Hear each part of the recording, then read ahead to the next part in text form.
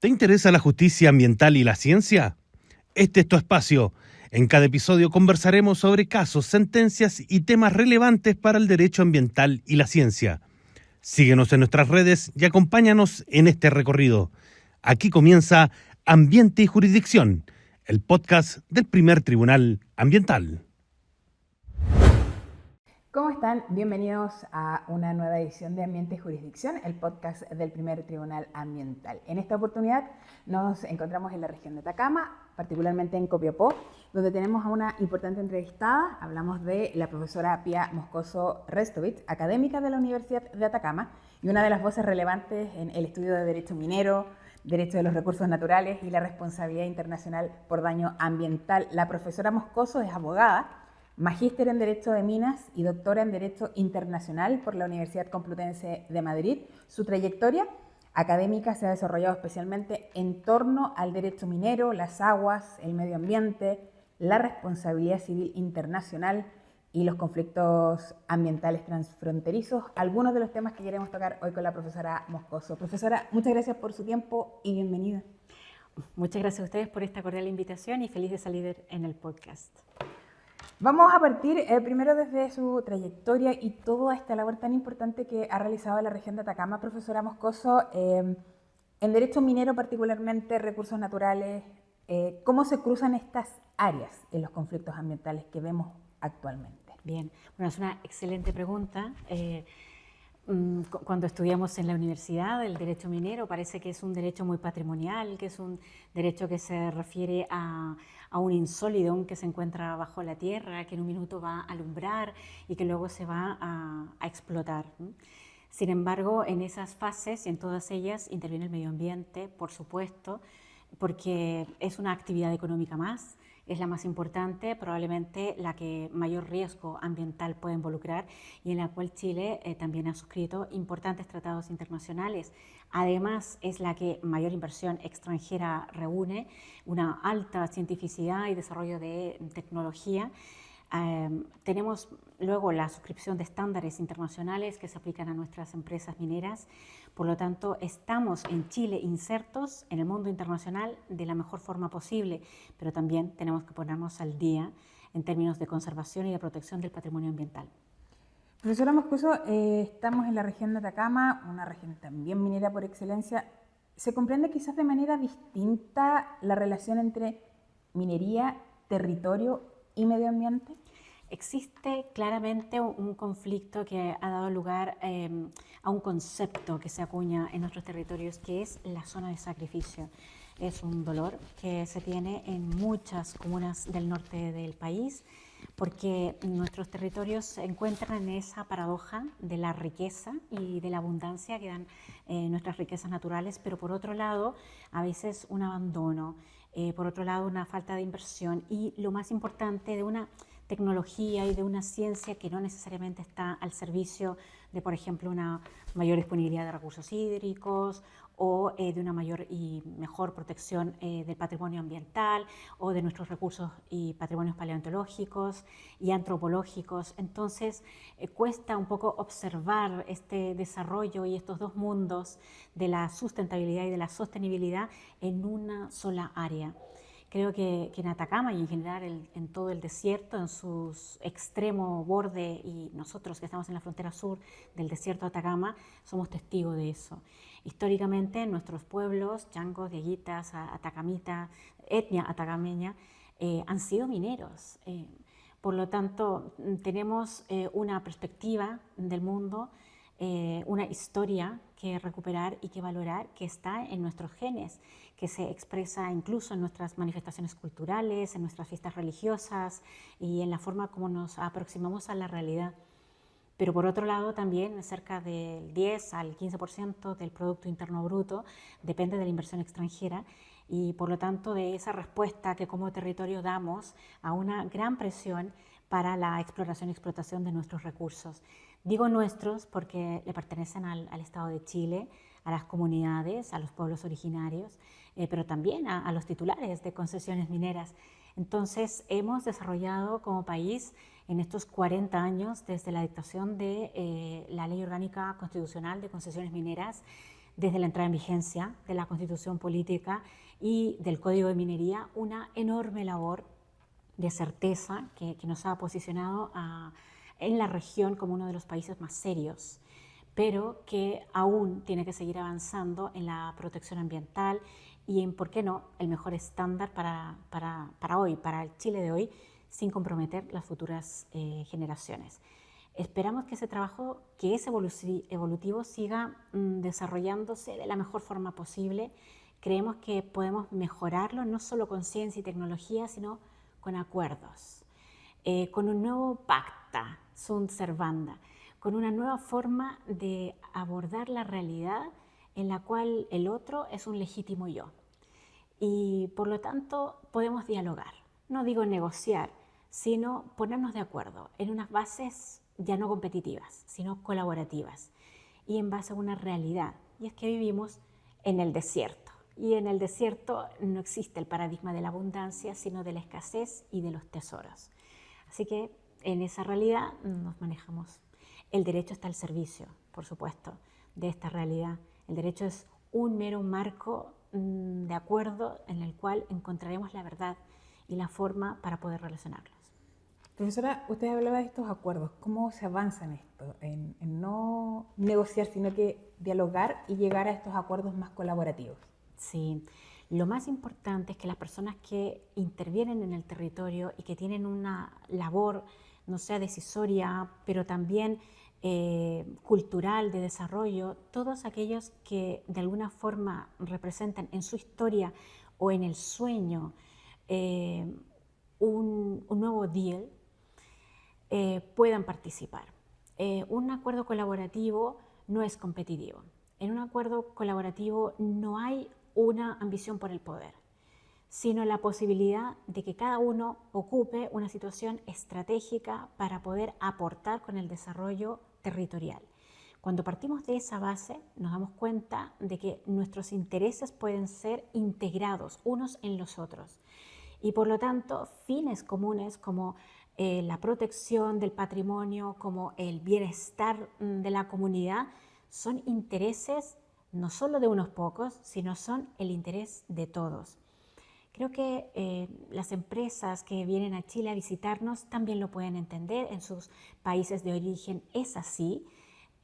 Hoy en día vivimos una realidad de escala global, no podemos ver el mundo solo desde nuestro territorio y por lo tanto la responsabilidad también es hasta el último territorio en el cual nos encontramos. En Atacama no estamos en la periferia del mundo, estamos en el corazón y prueba de ello es el Triángulo del Litio en el cual confluyen muchos intereses.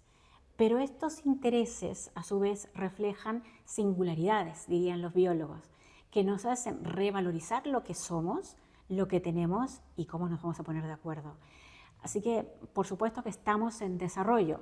Creo que hay algunos mecanismos y debemos trabajarlos. Mecanismos como la colaboración, la negociación, la mediación preventiva, el arbitraje y, entre otros, la intervención del Tribunal Ambiental, que ha sido un actor fundamental en este marco de operaciones de derechos y de tutela judicial ambiental, que es lo que nos pone dentro de los países con la seriedad que requiere nuestro país receptor de inversión extranjera, pero también con la seriedad de poder establecer condiciones para el respeto de derechos humanos que el día de ayer han sido ya suscritos por Chile y que constituyen una obligación para nuestro país.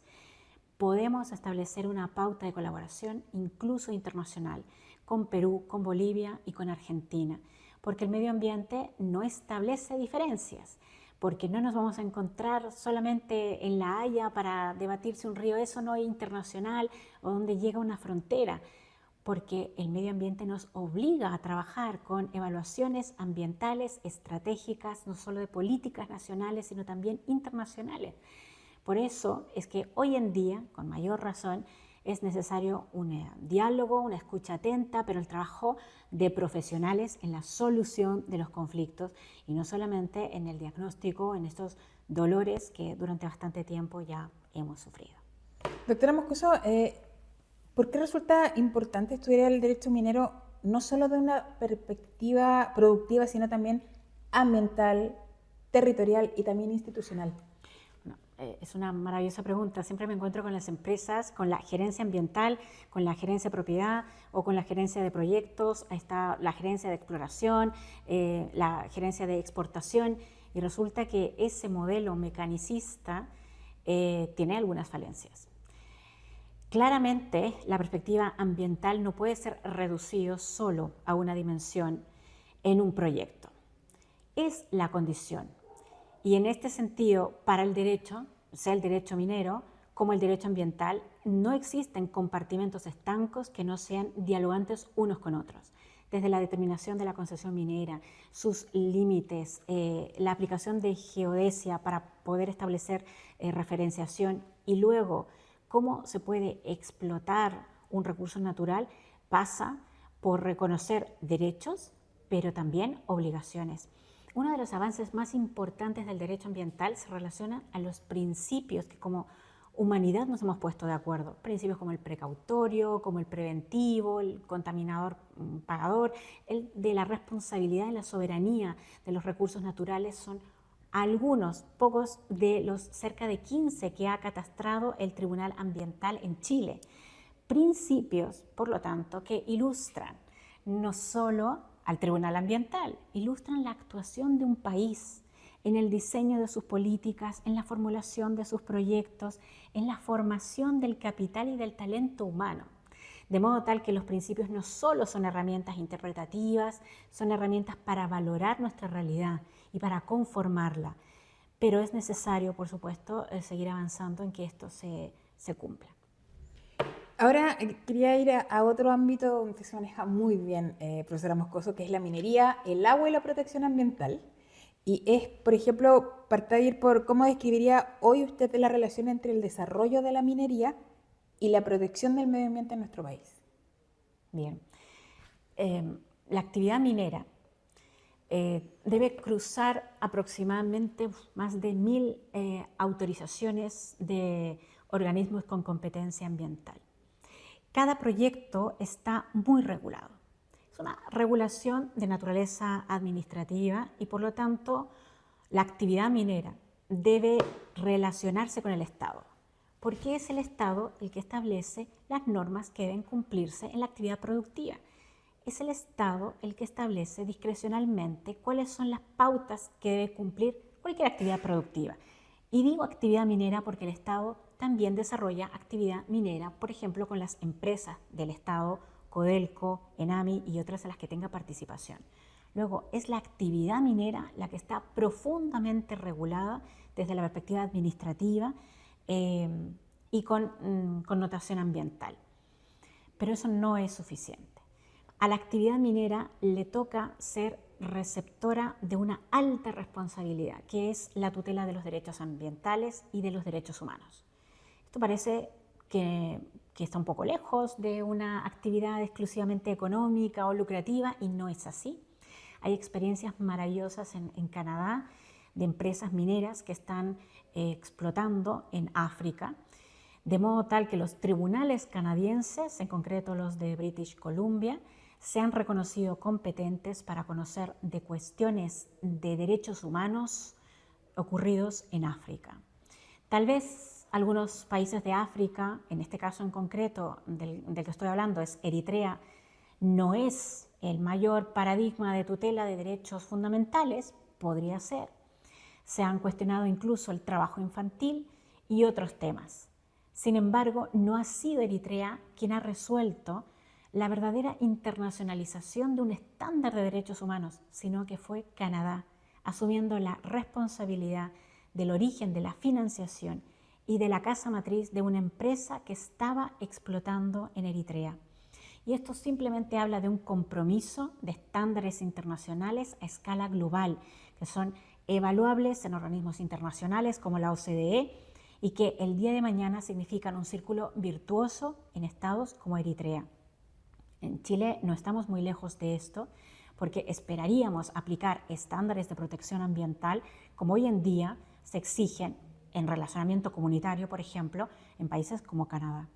Tenemos inversión canadiense, tenemos inversión norteamericana, inglesa, provenientes de otros países como Japón, Australia, Suiza y otros en menor envergadura. Estoy hablando simplemente de los minerales críticos declarados en la última estrategia nacional como los más importantes. Pero por supuesto que tenemos que comenzar a dialogar con estos estándares, estas normas de legal compliance, esta regulación que antes eran normas voluntaristas de adopción de estándares voluntarios de las empresas y que hoy en día condicionan incluso el crédito y la financiación internacional. En pocas palabras, nuestro país no gana nada con no tener altos estándares de protección ambiental. Y gana mucho más cuando se han establecido mecanismos colaborativos de relacionamiento comunitario. Y gana mucho más cuando cualquier conflicto de naturaleza ambiental puede resolverse a través de su institucionalidad o a través de otros mecanismos preventivos que establezcan reglas claras con sistemas de responsabilidad y de penalidades que reduzcan la brecha de la inversión, disminuyan los tiempos en la toma de decisiones y finalmente permitan a las propias comunidades sentir que hay un rédito, parte del cual ellas también han sido protagonistas. Y en este contexto, profesora Moscoso, ¿cuáles son los principales desafíos jurídicos que usted considera que tiene hoy la minería en términos ambientales? Relaves es uno de los temas que han sido avanzados a través del Ministerio de Minería con un trabajo bastante serio de comisiones de relave o temas de recursos hídricos aplicados a la minería. Pero aún ambas dimensiones todavía no han sido suficientemente integradas, por ejemplo, en otras políticas que determinen la financiación directa de los proyectos. En materia de relaves, el reciclaje, la recuperación, la revalorización y nuevas formas de aprovechar o de reducir volumétricamente relaves abandonados son un gran desafío. Probablemente nuestro país no es un país glaciar, sino es un país relave. Y eso es una carga, un desafío, pero también una enorme oportunidad. Y en materia de recursos hídricos, el norte de Chile ha representado uno de los grandes paradigmas de cómo la abundancia no es un paradigma que pueda resolverlo todo, pero tenemos ciudades grandes como Antofagasta, Copiapó, tenemos otras ciudades importantes como Caldera que se nutren de agua desalada. Iniciativas que para otros países de la región son absolutamente innovadoras y que están bombeando aguas arriba a proyectos de la minería. ¿Por qué es esto importante? Porque nuevamente el ecosistema es uno solo, pero habla de una realidad. ¿Cuál es la escasez? La disponibilidad del recurso hídrico, la necesidad de tecnologías para aprovechar la máxima eficiencia, lo que se predica en agua también en materia de energía, con la debida responsabilidad de que estos puentes hídricos no vengan a ser alimentos para uno y hambre para otros. Por lo tanto, ese delicado equilibrio entre una tecnología eficiente y respetuosa todavía sigue siendo un gran desafío. Pero estamos insertos en esta realidad. Probablemente estados como Oregon, Colorado, California en Estados Unidos nos podrán comprender mucho mejor. Algunos otros países también con desiertos natural habrán iniciado el camino que nosotros estamos ejecutando, pero a su vez tenemos otros desafíos. No solo la escasez, sino también una tierra rica en minerales, en sustancias fósiles, en litio y que a su vez está soportando una presión de intereses. Presión y oportunidad. Profesora Moscoso, la quería llevar un poquito atrás cuando mencionaba de todo lo que deben cumplir estos proyectos mineros. Hoy hay un tema muy en boga que es la permisología, este concepto que ha aparecido últimamente. Desde una perspectiva jurídica, ¿qué problema real usted cree que intenta describir este concepto que se ha instaurado? Sí, la permisología, el estudio de los permisos que se requieren para la aprobación de un proyecto. Pareciera que esto es todo. Debemos saber qué permisos son, quiénes los emiten, cuáles son su ámbito de influencia, tratar de dar una máxima satisfacción, pero claro que tenemos problemas. La permisología está evidenciando que hay un área de nuestro conocimiento que necesita un mayor estudio, que no debe ser desintegrado, que debe estar articulado, que no puede tener unos poderes de veto por sobre otros, que necesita un principio participativo real, que necesita poner en marcha, entre otros, la consulta indígena con la absoluta seriedad que ésta involucra, que necesita la valoración económica y también no económica de nuestros ecosistemas y que necesita un trabajo integrado en la fiscalización. Por lo tanto, la permisología es un nombre, más allá que un denuesto, de toda una serie de disciplinas que hoy en día están acusando la necesidad de un fortalecimiento. Probablemente a través de disciplinas como el estudio de estudios públicos, ingenierías de procesos, gestión del riesgo, ingeniería ambiental, aspectos normativos, todos confluyen en estas nuevas disciplinas que nos van a rayar la cancha, van a mejorar la gestión de los instrumentos territoriales y van a permitir, por lo tanto, que todas las demandas del territorio puedan ser mejor satisfechas. No es que en Chile no existan instrumentos de gestión ambiental. Estos existen, pero están probablemente descontextualizados y en compartimentos cerrados unos y otros.